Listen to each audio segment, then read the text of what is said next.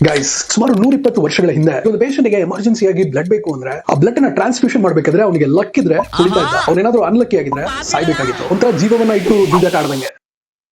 1900ರವರೆಗೂ doctors ಗಳು ಈ ತರ ಬ್ಲಡ್ ಬೇಕಾದ ಪೇಷಂಟ್ಸ್ ಗಳಿಗೆ ಹೇಗಾದ್ರೂ ಮಾಡಿ ಬ್ಲಡ್ ಟ್ರಾನ್ಸ್ಫ್ಯೂಷನ್ ಮಾಡಿ ಅವರನ್ನ ಬದುಕಿಸಬೇಕು ಅಂತ ಬಹಳಷ್ಟು ಕಷ್ಟ ಪಡ್ತಾನೆ ಇದ್ರು. ಬಟ್ ಪ್ರತಿ ಸಲ ಅವರು ಬ್ಲಡ್ ಟ್ರಾನ್ಸ್ಫ್ಯೂಷನ್ ಮಾಡ್ಬೇಕಾದ್ರೆ ಒಂದು ವಿಚಿತ್ರವಾಗಿರೋ ವಿಷಯ ನಡೀತಾನೆ ಇತ್ತು. ಕೆಲವೊಬ್ರು ಬದುಕುಳಿತಾ ಇದ್ರು, ಕೆಲವೊಬ್ಬರಿಗೆ ಬ್ಲಡ್ ಕ್ಲಾಟ್ ಆಗೋದು, ಇನ್ನು ಕೆಲವೊಬ್ರು ಹಾಕಿದ ತಕ್ಷಣ ಸತ್ತೇ ಹೋಗೋರು. ಇದು ಹೀಗೆ ಒಂಥರ ಮಿಸ್ಟ್ರಿ ಆಗಿ ಹೋಗ್ತಾ ಇದ್ದ ಆ ಒಂದು ಟೈಮ್ ನಲ್ಲಿ ಈ ಮಿಸ್ಟ್ರಿಯನ್ನ ಬಿಚ್ಚಿಡ್ತೀನಿ ಅಂತ ಬಂದವರೇ ಕಾರ್ಲ್ ಲ್ಯಾನ್ಸ್ಟೀನರ್, ಒಂದು ಆಸ್ಟ್ರಿಯನ್ ಸೈಂಟಿಸ್ಟ್. 1901ರಲ್ಲಿ ಅವರ ಬ್ಲಡ್ ಸ್ಯಾಂಪಲ್ ಅನ್ನ ಅವರ ಫ್ರೆಂಡ್ಸ್ ಹತ್ರ, ಅವರ ಕೊಲೀಗ್ಸ್ ಹತ್ರ ಎಲ್ಲಾ ಬ್ಲಡ್ ಸ್ಯಾಂಪಲ್ ಅನ್ನ ಕಲೆಕ್ಟ್ ಮಾಡಿ ಒಂದು ಟ್ಯೂಬಿಗೆ ಹಾಕಿ ಆ ಟ್ಯೂಬ್ ಅಲ್ಲಿ ಇದ್ದ ಬ್ಲಡ್ ಸ್ಯಾಂಪಲ್ಸ್ ಅನ್ನ ಮೈಕ್ರೋಸ್ಕೋಪ್ ಅಂಡರಲ್ಲಿ ಮಿಕ್ಸ್ ಮಾಡಿ ನೋಡ್ತಾರೆ. ಅವತ್ತು ಅವರು ಆ ಮೈಕ್ರೋಸ್ಕೋಪ್ ನಲ್ಲಿ ನೋಡಿದ್ದು ಇಡೀ ಹಿಸ್ಟ್ರಿನೇ ಚೇಂಜ್ ಮಾಡಿತ್ತು. ಅವರು ಆ ಮೈಕ್ರೋಸ್ಕೋಪ್ ನಲ್ಲಿ ಏನ್ ನೋಡಿದ್ರಪ್ಪ ಅಂದ್ರೆ ಪರ್ಟಿಕ್ಯುಲರ್ ಆಗಿರೋ 2 ಬ್ಲಡ್ ಸ್ಯಾಂಪಲ್ಸ್ ಅನ್ನ ಮಿಕ್ಸ್ ಮಾಡಿದಾಗ ಅದೊಂಥರ ಗಟ್ಟಿಯಾಗಿ ಜೆಲ್ಲಿ ರೂಪದಲ್ಲಿ ಆಗೋದನ್ನ ನೋಟಿಸ್ ಮಾಡ್ತಾರೆ. ಅವಾಗ ಅವರಿಗೆ ಫ್ಲಾಶ್ ಆಗುತ್ತೆ ಎಲ್ಲ ಮನುಷ್ಯರದು ಒಂದೇ ಬ್ಲಡ್ ಗ್ರೂಪ್ ಅಲ್ಲ ಅಂತ. ಅವ್ರು ಈ ರೀತಿ ಕಂಡಿಡಿದ ಬ್ಲಡ್ ಗ್ರೂಪ್ಸ್ ಗಳಿಗೆ group A, B and O ಅಂತ ನಾಮಕರಣ ಮಾಡ್ತಾರೆ. ಇನ್ಫ್ಯಾಕ್ಟ್ ಅದಾಗಿ ಸ್ವಲ್ಪ ದಿನದಲ್ಲಿ ಅವರ colleagues A B blood group ಅನ್ನ ಕೂಡ ಕಂಡಿಡಿತಾರೆ. ಈ ಕಾರ್ಲ್ ಲ್ಯಾನ್ಸ್ಟೀನರ್ ಅವತ್ತು ಕಂಡಿಡಿದ ಈ ಒಂದು ವಿಷಯ ಇವತ್ತಿಗೂ ಕೂಡ ಕೋಟ್ಯಾಂತರ ಜನರ ಜೀವನವನ್ನು ಉಳಿಸ್ತಾನೆ ಇದೆ. ಹಾಗಾದ್ರೆ ಈ A positive, B positive, B negative, A negative ಈ ಬ್ಲಡ್ ಗ್ರೂಪ್ ಎಲ್ಲ ಯಾವಾಗ ಬಂತು? ಕಮೆಂಟ್ ಸೆಕ್ಷನ್ ಅಲ್ಲಿ ಹೇಳಿ.